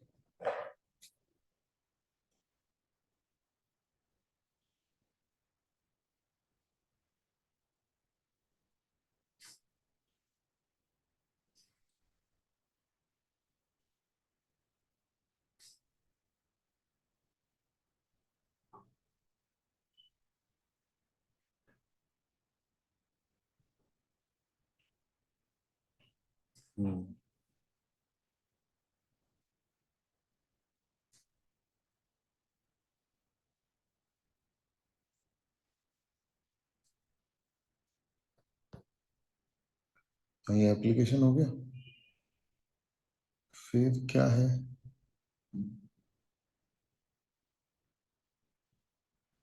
ये रहा ओवरऑल ऑब्जेक्टिव, रीजनेबल एश्योरेंस लेना है। हाँ, ये कह रहा है कि देखो ऑर्डर का मकसद है क्या, ओवरऑल क्या है, ओवरऑल ऑब्जेक्टिव है कि भैया फाइनेंशियल स्टेटमेंट क्या हो, फ्री फ्रॉम मटेरियल स्टेटमेंट। हम लोग ओवरऑल ऑब्जेक्टिव की डिस्कस कर रहे हैं क्योंकि उसी में क्या वर्ड आ रहा है, मटेरियल। हम लोग क्या बात कर रहे हैं, materiality and audit risk. Materiality का ऑडिट रिस्क से क्या रिलेशन, तो आप जब ये बोल पाओगे कि financial statement free from material statement, तो रिस्क सीधे सीधे इससे रिलेट नहीं हो गया। क्लियर है ये, है ना। हाँ ठीक है ना। अब और ऑब्जेक्टिव में क्या आ रहा है कि आप ओपिनियन दोगे फाइनेंशियल स्टेटमेंट पे कंप्लायंस विद एफआरएफ। तो आप देखो मटेरियलिटी कहां कहां पर देख रहे हो, ठीक है। एक तो ओवरऑल ऑब्जेक्टिव में, एक जब एप्लीकेबल एफआरएफ देख रहे हो, एप्लीकेबल एफआरएफ जो है वो इंडिविजुअली आपको मटेरियलिटी के लिए गाइड कर सकता है कि देख भाई तू अपना सीए के हिसाब से जो लगाना है लगा, लेकिन हम कानून है और ये चार चीजें हमारे हिसाब से देख लेना भाई, इसमें हम नहीं देखेंगे कि क्या छोटा क्या बड़ा, समझ रहे, इसमें हर चीज चेक कर लेना। तो वहां पर फिर हम मटेरियलिटी के हिसाब से नहीं करेंगे, है ना। और report finding in accordance with SAs, तो एसेस एफआरएफ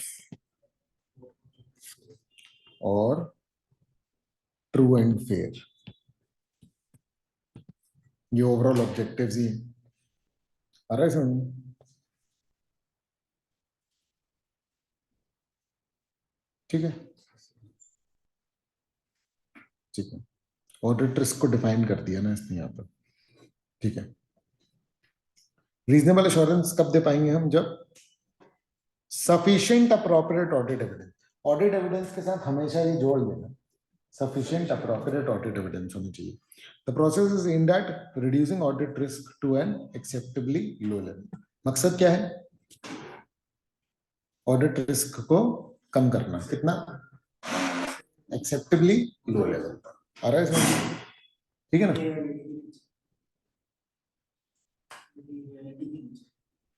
हाँ कह सकते हो, आ रहा है समझ कि मिस स्टेटमेंट इंडिविजुअल ये इकट्ठा करके भी मटेरियलिटी के ऊपर ना जाए, है ना। तो उनके जाने के जो चांसेस है वही हमारा ऑडिट रिस्क, तो वो कम होना चाहिए, ठीक है ना। ऑडिट रिस्क डिफाइन किया, ऑडिटर गलत ओपिनियन दे दी, यही ऑडिट रिस्क है।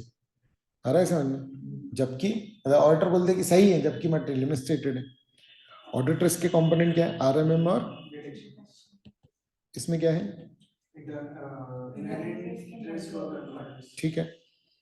तो through out the audit materiality और ऑडिट रिस्क जो है वो हम कंसिडर करते हैं। सबसे पहले तो रिस्क आइडेंटिफिकेशन के ही समय हम मटेरियलिटी को कंसिडर करते हैं, और डिटरमिन द एंटी और फर्दर ऑडिट प्रोसीजर्स तब कंसिडर करते हैं, और evaluating the impact of uncorrected misstatement. तो इसमें कुछ अलग बात नहीं है, ये और पिछला पैरा जो है वो मिक्स करके ही हो जाएगा। आ रहा है क्या समझ में, क्या ये क्लियर है ना। तो ये ध्यान रखना पड़ेगा आपको। अच्छा, फिर क्या है, understanding the entity and it's environment. अभी हम लोगों ने क्या किया, ऐसे 300 कर लिया था, मटीरियलिटी जो है वो है ऐसे 320। तो पहले आप मटीरियलिटी तय करते हो, अब आप करोगे रिस्क असेसमेंट। वैसे रिस्क असेसमेंट अपन लोगों ने कर लिया, लेकिन इस पूरे चैप्टर में यही यही करना है। समझ में आ रहा है क्या? क्लियर है? एंटिटी को कैसे अंडरस्टैंड करें, हम लोग क्यों अंडरस्टैंड कर रहे हैं एंटिटी को? रिस्क असेसमेंट, यही काम था हमारा। आ रहा है समझ में? क्लियर है? उस समय हमने पढ़ा था कि रिस्क असेसमेंट के लिए सबसे जरूरी है, वन ऑफ द फैक्टर वो क्या है, ऑडिट प्लान बनाने के लिए क्या जरूरी है, अंडरस्टैंडिंग द एंटिटी। तो अंडरस्टैंडिंग द एंटिटी में एक तो है इंडस्ट्री फैक्टर्स, ठीक है, कौन कौन कॉम्पिटिटर है, सप्लायर है, कस्टमर है, और टेक्नोलॉजी, किस टेक्नोलॉजिकल एनवायरमेंट में आप, हर बात से रिस्क अराइज होता है। बहुत कंपटीशन है, रिस्क है। समझ में आ रही है बात? एक ही सप्लायर है, कम सप्लायर है, रिस्क है। एक ही कस्टमर, अपना पूरा माल गवर्नमेंट को बेचते हो, जैसे नेस्ले है, नेस्ले मैगी बनाती है, वो मैगी के लिए 70-80 मिल्स हैं उसके आसपास, वो पूरा माल बेचती है मैगी को। समझ में रहा है? तो उनके लिए क्या है, बिजनेस रिस्क है ही, एक ही तो कस्टमर है। नहीं आया समझ में?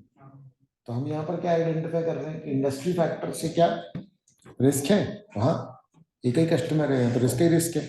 टेक्नोलॉजिकल एनवायरनमेंट, जितनी इंटरनेट आईटी बेस्ड कंपनी है, सॉफ्टवेयर बेस्ड, उनके फाइनेंशियल स्टेटमेंट में क्लियर लिखा रहता है कि कोई भरोसा नहीं है बिजनेस का। आ रहा है समझ में? हाँ, समझ रहे? क्योंकि हम एक ऐसे एनवायरनमेंट में है कि भैया अपग्रेड होता रहता है, कुछ भी कभी भी कुछ भी हो सकता है। आ रहा है समझ में? क्लियर लिखा रहता है उसमें, आईटी वाली जितनी कंपनीज है, कुछ भी हो सकता है यार। आ रहा है समझ में? तो इसलिए वो रिस्की ऑटोमेटिकली रहती है, वो सब उसके बाद भी जुड़ गया ना, जब डॉट कॉम बबल और वो सब जो हुआ।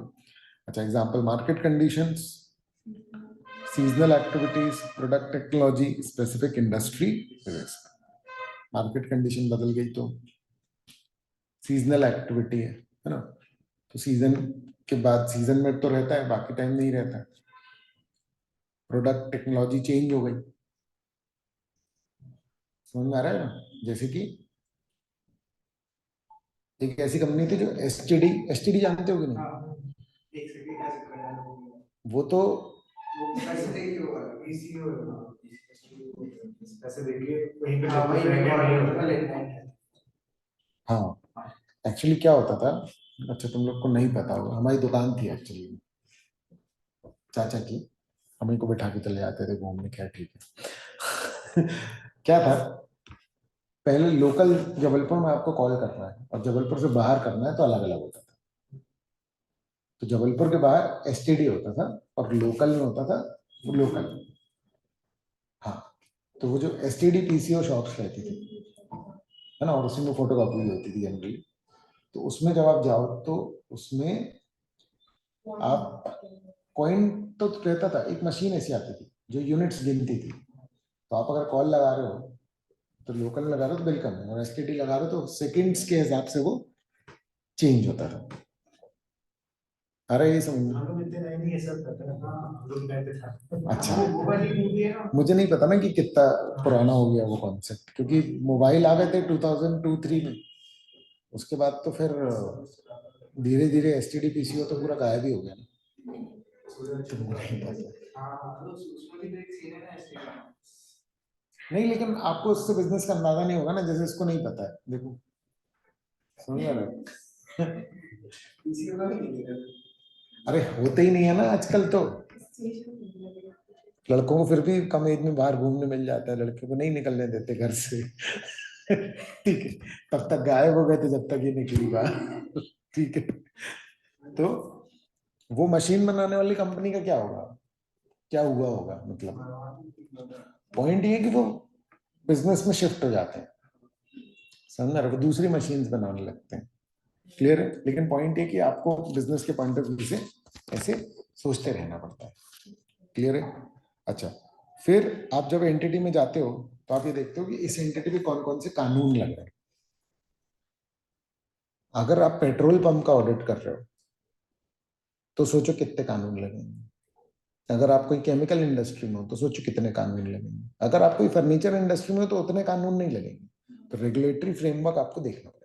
आप कंस्ट्रक्शन इंडस्ट्री में 50 तरीके के कानून आप पे लग जाएंगे। समझ में आ रहा है? क्लियर है? तो आप रेगुलेटरी एनवायरनमेंट भी देखोगे। इन सबको कंसिडर करने के बाद मैं रिस्क आइडेंटिफाई करने वाला हूं। वैसे मेरा रिस्क बिजनेस रिस्क नहीं है, बट फिर भी मैं बिजनेस रिस्क भी देख रहा हूं, क्योंकि बिजनेस रिस्क से भी क्या आ जाता है, ऑडिट रिस्क। बहुत ही ज्यादा ये चेकिंग करवा, मेरे पास पूरे फॉर्म्स वॉर्म्स भी रखे हुए, समझ रहे? जो सैंपल फॉर्म्स होते थे ना, मतलब सह नहीं पाओगे समझ रहे? 50-50 पन्ने का एक फॉर्म है, मतलब अगर सिर्फ ये रेगुलेटरी फैक्टर्स है ना, तो इसको लेकर के कम से कम 50 क्वेश्चन होंगे जो कि हमें एंटिटी से पूछते हैं। फिजिकल मतलब ऑनलाइन होते थे, प्रिंट निकाल सकते हैं ना, तो हम तो प्रिंट निकाल करके एक एक पूछ लेते थे, फिर भर लेते थे ऑनलाइन। अरे सर, या तो क्लाइंट को बिठाओ और उससे सारी सारी चीजें पूछते जाओ और फिर लिखते जाओ। ये सब स्टैंडर्ड्स की रिक्वायरमेंट है ना भैया, कि तुमने उसके कौन कौन से लॉज लगते हैं वो देखे कि नहीं देखे। तो ऑडिट ऐसा सिंपल थोड़ी कर देते हैं लोगों को, उनको पता ही नहीं है कि इतना सब देखना पड़ता है। समझ में आ रहा है? Other essential external factor encompass general economic condition, interest rate, financial availability, inflation etcetera. आपको पता है वो बैंक बर्बाद हो गया था? Yes Bank. नहीं, सिग्नेचर बैंक अभी 1 महीने पहले, 1 महीने पहले। 1-2 महीने पहले, नहीं सुना आपने? यूएस में। अच्छा,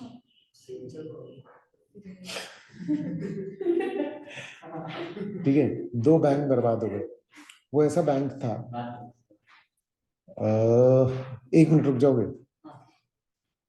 है ना? वो ऐसे बैंक थे जो कि पूरी स्टार्टअप फंडिंग करते थे, 200 बिलियन का फंड था, पर उन लोगों ने लेकर के गवर्नमेंट ट्रेजरी में लगाए, गवर्नमेंट बॉन्ड्स में, मार्केट में इंटरेस्ट रेट बढ़े, तो मतलब उनके बॉन्ड्स की वैल्यू जो है वो एकदम से गिर गई। समझ रहे हो? उनके बॉन्ड्स की वैल्यू जैसे ही गिरी, समझ रहे हो, वो बैंक जो है वो एकदम से कैश क्रंच हो गया, लिक्विडिटी क्रंच हो गया। वो मार्केट में गया फंड रेस करने, डिबेंचर वेबेंचर इशू करने। जैसे ही वो गया तो सबने बोला अरे इसके पास पैसे नहीं, पैसे नहीं। सब लोगों पहुंच गए पैसे लेने, बैंक बर्बाद हो गया, $1 में बिक गया आ रहा है समझ? 4 दिन के अंदर अंदर। क्लियर है? ठीक है, तो ये सब एक्सटर्नल फैक्टर्स होते हैं। एक बार देख लो जितना पढ़ा ना, मैं निपटा के आ रहा हूँ।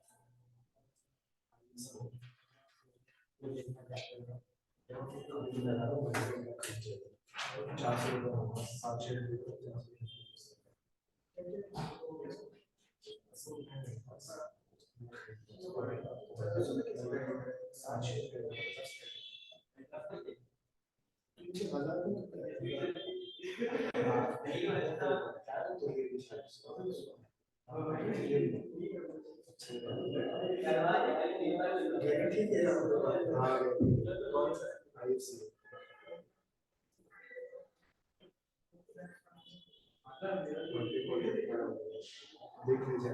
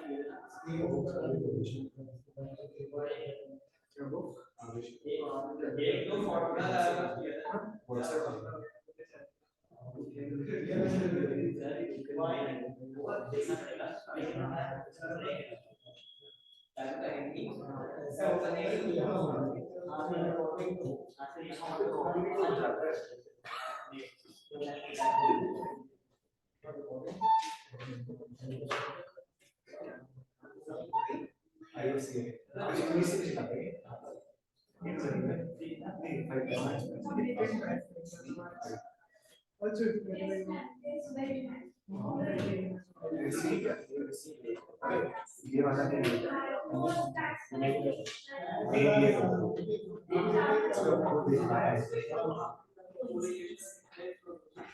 क्लास बीच में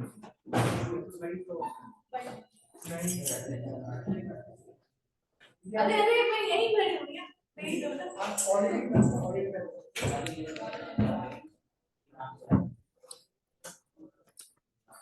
ठीक है।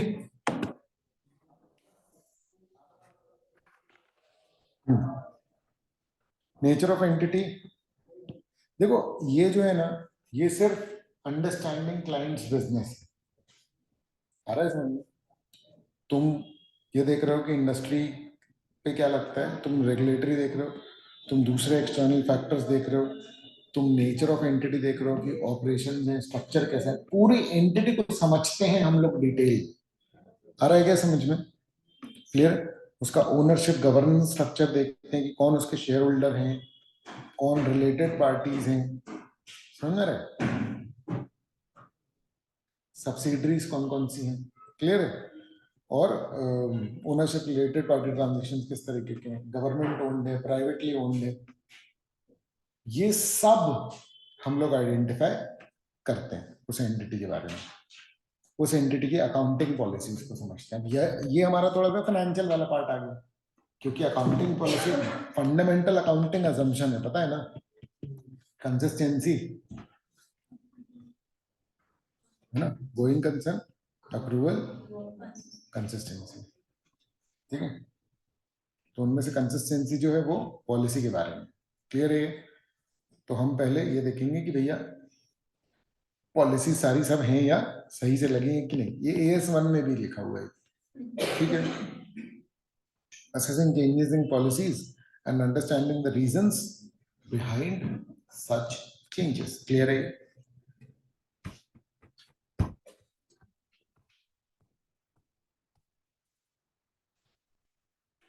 ठीक है। फिर objective, strategies and business risk, समझ रहे हो एंटिटी की क्या मकसद है। कई एंटिटी का ये SM में भी अपन लोग पढ़ते हैं वैसे तो, समझ रहे कि एंटिटी का मकसद है कि भाई वो क्या, प्रॉफिट मार्जिन ज्यादा रखना, ज्यादा प्रॉफिट करना है, स्केलेबिलिटी करना है, किस तरीके से, क्योंकि पता है अगर हर चीज को ऑडिट से रिलेट करना चाहो तो भी होती है। एंटिटी के ऑब्जेक्टिव के हिसाब से आप ये देख लोगे कि किन किन लेजर्स पे हमको फोकस करना है, समझ रहे? एंटिटी का मकसद स्केलेबिलिटी है, तो इसका मतलब उसके लिए इंपॉर्टेंट प्रॉफिट नहीं, उसके लिए इंपॉर्टेंट है सेल्स। आपको दोनों में डिफरेंस समझ में आ रहा है? अगर एंटिटी का मकसद स्केलेबिलिटी है तो उसके लिए इंपॉर्टेंट प्रॉफिट नहीं है, सेल्स। इस सेंटेंस का मतलब समझ में आ रहा है आपको? क्योंकि वो तो बहुत ज्यादा खर्चा कर रही होगी, सेल्स बढ़ रही होगी, हो सकता है लॉस में जा रही है ना। इसका बहुत क्लियर केस स्टडी है, अमेजोन, जोमैटो, ओला, ये सब इसके एग्जांपल्स हैं, पेटीएम, क्लियर है ना।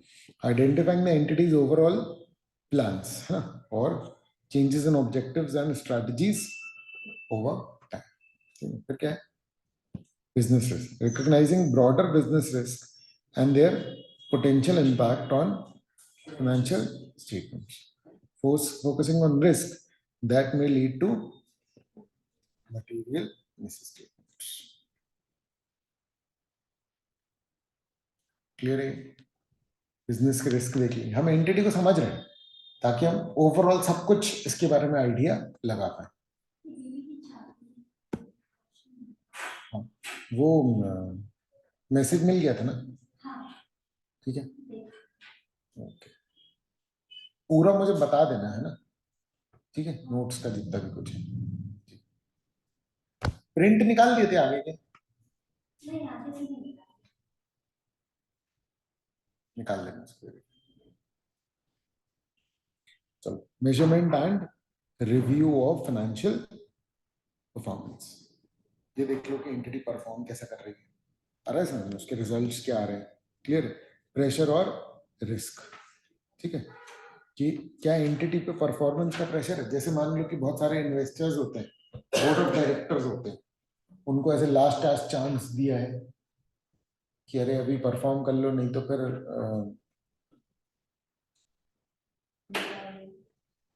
है ना बोर्ड से निकाल देंगे, ये वो, तो हो सकता है कि वो मैनिपुलेट ही कर ले, क्लियर है? तो आप देखो चौतरफा चौकन्ना रहना पड़ेगा आपको। अरे समझ में, बड़ी एंटिटी के समय तो खूब, क्योंकि छोटी एंटिटी में तो फ्रॉड अगर हो भी जाए तो बहुत बार ऐसा होता है कि किसी को समझ में नहीं आएगा और वो चलता चला जाएगा, उसमें कोई दिक्कत भी नहीं होगी। ऐसा होता भी होगा बहुत सारे केसेस में, समझ में आ रहा है? क्लियर है ना? लेकिन उससे किसी को फर्क नहीं पड़ रहा ना, ज्यादा से ज्यादा बैंक को फर्क पड़ रहा है कि भैया हो सकता है कि उसने लोन दे दिया ज्यादा प्रॉफिट देख करके, लेकिन उसमें भी उतना फर्क नहीं पड़ता। क्यों? क्योंकि बैंक अपने लेवल पर असेसमेंट करता है भैया, सिर्फ प्रॉफिट देख के थोड़ी ना वो कोई लोन वोन इशू कर देता है। क्लियर है ना? Assessing whether pressures may increase the risk of material misstatement including those related to fraud. Clear है? ठीक है ना? अगर आप एंटिटी को अंडरस्टैंड करेंगे तो इससे क्या फायदा होगा आपको? आपको प्लानिंग करने में आसानी होगी। अरे समझ, आपको एक कॉम्प्रिहेंसिव ऑडिट प्लान बनाने में आसानी मिलेगी, है ना? आप पूरी ऑडिट अप्रोच और अपने प्रोसीजर जो है वो ढंग से डिजाइन कर पाओगे। ओवरऑल कॉम्प्रिहेंसिव का मतलब ही क्या होता है? ओवरऑल एक प्लान जो कि पूरे ऑडिट पे आपका लग जाएगा। ठीक है ना? फिर आपको अलग अलग एरियाज को अलग अलग एड्रेस करने की वैसे जरूरत नहीं पड़ेगी, जैसे प्रोग्राम में तो पढ़ते हैं। आप उन लेजर्स को, एरियाज को समझ पाएंगे कि ये वाले लेजर तो भैया मेरे को ध्यान से देखने हैं एंटिटी की गिवन स्ट्रक्चर के हिसाब से, अगर कुछ गड़बड़ होगी तो नहीं होगी। समझ में आ रहा है ना? तो फोकस एरियाज में सेट कर सकता हूँ, रिसोर्सेस को एलोकेट में आसानी से कर सकता हूँ। आ रहा है समझ में? क्लियर है भाई? मैं बात कर रहा हूँ, मैं हर समय जजमेंटल हूँ, मतलब ऑडिटर अगर मैं हूं तो मैं हर समय जज कर रहा हूँ। क्लियर है? ठीक है ना? तो क्लियर है ना? की प्रिंसिपल इन ऑडिट प्लानिंग। ठीक है, क्या चीज की प्रिंसिपल है?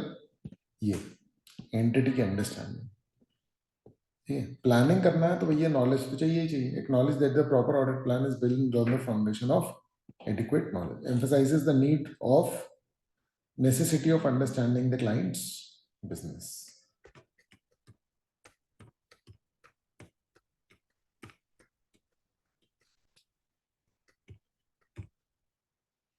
फिर overall audit plan development, foundation for audit plan, integral to development of overall plan, है ना? मतलब ओवरऑल प्लान डेवलपमेंट के लिए क्या जरूरी है आपका? Understanding of the entity. Understanding क्यों जरूरी है? उसके पॉइंट्स हैं, साइड हेडिंग देख लेना बस। ठीक है ना? अच्छा, continuous nature of understanding the entity. ठीक है? अच्छा, देखो क्या बोल रहे हैं। अंडरस्टैंडिंग एक, अरे पहले अपन लोग ये अंडरस्टैंडिंग, ये टेस्ट टू अंडरस्टैंडिंग कर लें, फिर करते हैं। चलो कुछ कुछ क्वेश्चंस कर लेते हैं, है ना? बाकी अपन लोग नेक्स्ट क्लास में कर लेंगे फिर। चलो, one of the team members of auditors of highly capable was of the view that materiality in audit risk सिर्फ प्लानिंग में कंसिडर करते हैं। Comment is auditor, planning performance सब जगह करते हैं, हर मिस स्टेटमेंट मिला तब करते हैं। ठीक है ना? Both in planning and performance. Clear है? लेकिन एक लाइन के आंसर नहीं, 4 नंबर के आंसर्स करना। ठीक है? C A Raja is the auditor of Build Well Forgings Private Limited. ठीक है, जिसका रेवेन्यू कितना है? 25 करोड़। कंपनी को 50 लाख का लोन सैंक्शन हुआ बैंक से। हाँ, क्या?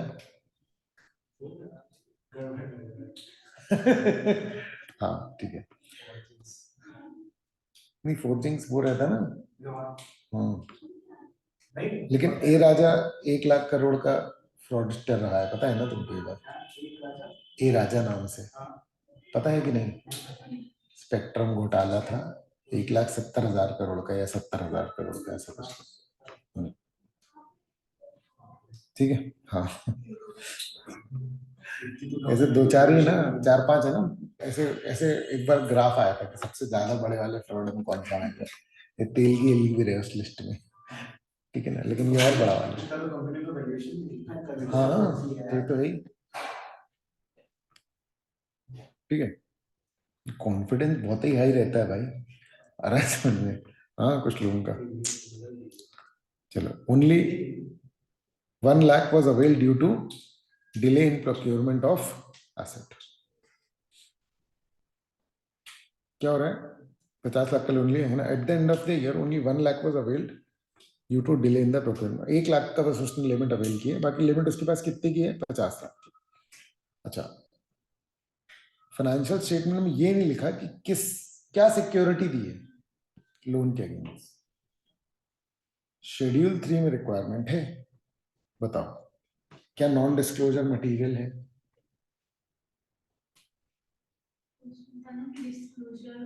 डिस्क्लोजर तो जितने भी हैं सब मटेरियल है। स्टैट्यूटरी प्रोविजन जो है वो तो फिर पूरा का पूरा क्या हो गया, निभाना ही है आपको। मटेरियलिटी अगर होगी तो खुद ही बता देगा, लेकिन इसमें डिस्क्लोजर में कोई मटेरियलिटी नहीं चलती। डिस्क्लोजर 100% करना पड़ेगा आपको। ठीक है, ये अंडरस्टैंडिंग द एंटिटी है।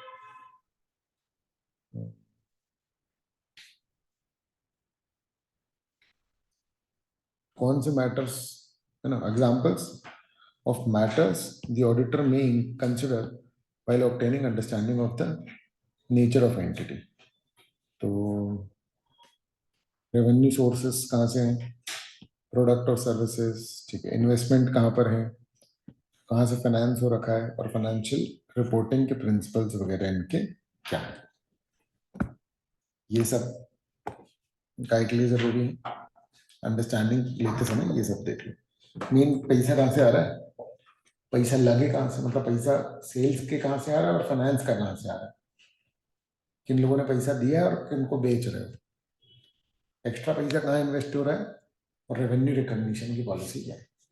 सेल्स बाय डिफॉल्ट अच्छे से चेक करते हैं, उसमें बाय डिफॉल्ट फ्रॉड रिस्क मान के चलते हैं। ठीक है, कंसिस्टेंटली पॉलिसीज लगा रखी है नहीं, और एंटिटी के ऑब्जेक्टिव और स्ट्रेटजीज जो बिजनेस रिस्क से रिलेटेड है। ठीक है ना?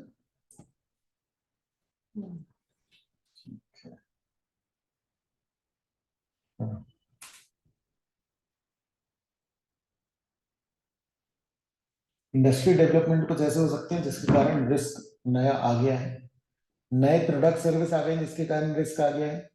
जैसे कि इंटरनेट आया था, जैसे कि अभी एआई आया है, कितने बिजनेसेस रिस्क पर होंगे पर इमेजिन करके देखो।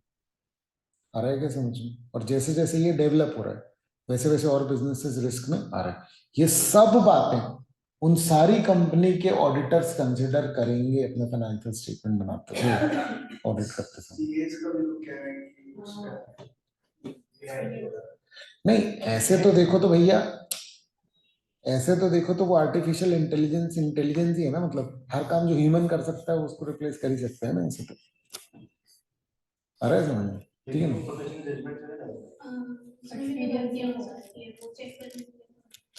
हाँ देखो, समझो क्या है, उसको जितना डॉक्यूमेंट फीड करोगे वो उस बेसिस पे करेगा। समझ में आ रही है बात? तो वो जजमेंट्स,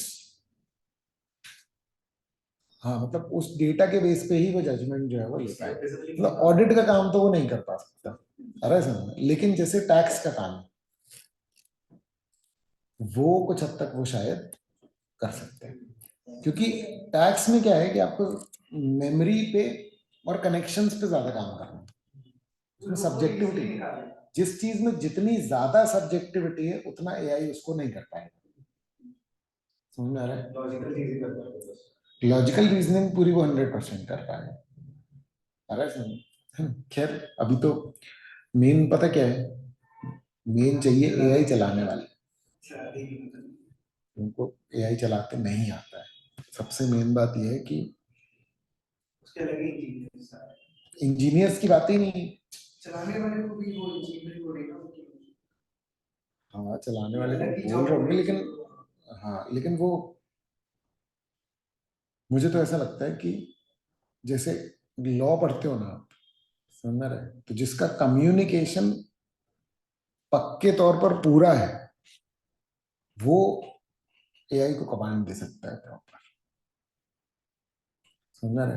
तुम ऐसे वीडियोस देखना, ऐसे यूट्यूब में लगाना, मैंने देखे हैं कि एक बंदा ऐसे इस तरफ मुंह करके बैठा है और एक इधर मुंह करके बैठा है, ठीक है। ये जो है मैंने बताया था नहीं वाला, नहीं बताया, ये जो इधर पे मुंह करके बैठा है इसके हाथ में एक चाकू है और ब्रेड है और बटर, और इसको बोल रहे हैं कि तुम इंस्ट्रक्शंस दो इसको कि ब्रेड में बटर लगे।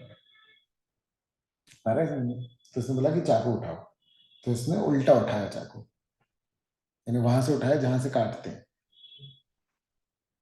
आ रहा है समझ में? और वो कह रहा है ब्रेड को स्लाइस करो, तो वो ऊपर से ही स्लाइस कर रहा है। आप पॉइंट समझो ना, आपको किस लेवल पर उसको इंस्ट्रक्शंस जो है वो देने पड़ेंगे। स्लाइस कर रहा है और उस जगह से जहां पे धार भी नहीं है।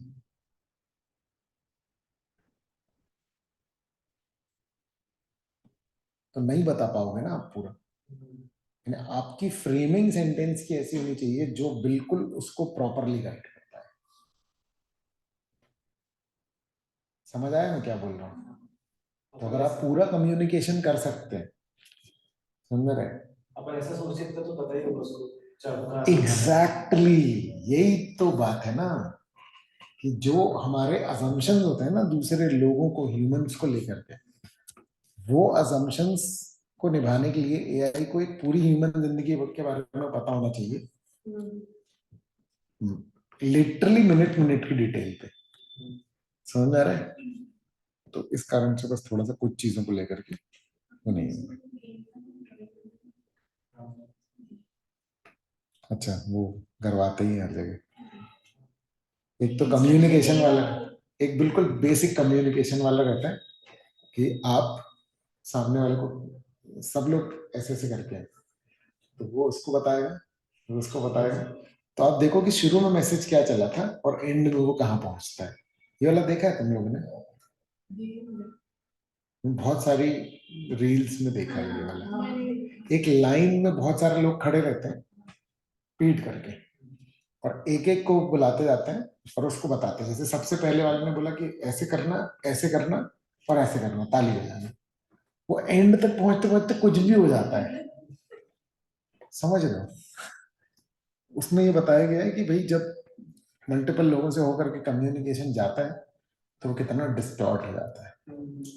उसी में भी एक गेम था इसमें, जिसमें 26 थे, 26 सर्कल में खड़े थे। अब एक पॉइंट से स्टार्ट होगा, सबको एक एक वर्ड बोलना है। जैसे कि मैंने एक वर्ड बोला, फिर आगे वाला जो बाजू वाला जो वर्ड बोलेगा वो मैंने जो वर्ड बोला वो बोलेगा, फिर वो अपना कोई अपना वर्ड बोलेगा। ऐसे करके वो पूरा सर्कल अरे चलेगा। ये तो बहुत ही खतरनाक अब है। वो पूरा एंड तक चलेगा जब तक एक रहेगा। मेमोरी हाँ, चला था। हाँ, मतलब वो 26 में से एक एक करके बहुत सारे एलिमिनेट हुए। लेकिन लास्ट में 3-4 लोग के बीच में 4 बार हो रहा है तो उन्होंने रोक दिया था, 4 को कह दिया। अच्छा उनको सब याद हो गए। हाँ। इसकी एक मेमोरी टेक्निक होती है, पता है? सारे वर्ड्स याद करने के लिए, इंडिविजुअल वर्ड याद करने के लिए आप उनको वो आप उनको एक इमेज दे दो और उसको एक मूवी में चला दो। विश्वरूप राय चौधरी का नाम सुना है आपने? उसका नाम लिखा है Limca book of world records में, मेमोरी टेक्निक्स पे। उसने एक बुक छापी थी लगभग 15-20 साल पहले। अब और पहले एक होगी, मेरे को मेरे हाथ में वो आई थी 20 साल पहले। तो उसने ऐसी एक लिस्ट ऑफ रैंडम वर्ड्स दिए थे, है ना, कि डायनासोर, पेन, कार, ऐसे कर करके उसने कंघी, ये वो करके ऐसे उसने 20 वर्ड लिए थे। बोले याद करो और उसको दोहराओ। तो वो पूरी बुक एक एक्शन प्लान की तरह थी। तो किया, लेकिन कुछ कुछ गलती हुई थी। उसने बोला कि अब देखो, ठीक है, जैसे डायनासोर है तो इमेजिन करो डायनासोर है, कार है तो इमेजिन करो कि वो कार में बैठा है, ठीक है। पेन है तो बोले देखो कि उसके हाथ में पेन है, समझ रहे? फिर अगर मान लो कबूतर है तो बोले उसने पेन ऐसे फेंक के कबूतर को दे दिया, वो कार में ऐसे चल रहा है। तो आप जब उसको एक स्टोरी के पॉइंट ऑफ व्यू से याद रखोगे तो आपको सारे वर्ड एकदम सीक्वेंस में बिल्कुल परफेक्टली याद रहेंगे। आ रहा है समझ में? तो वो एक टेक्निक है, मेमोरी टेक्निक। मेरे को बहुत इंटरेस्ट था, मैंने बहुत सारी बुक्स पढ़ी हुई हैं इस पे। चल ओवर करते हैं आज। पहले कंफ्यूजन से मोबाइल शुरू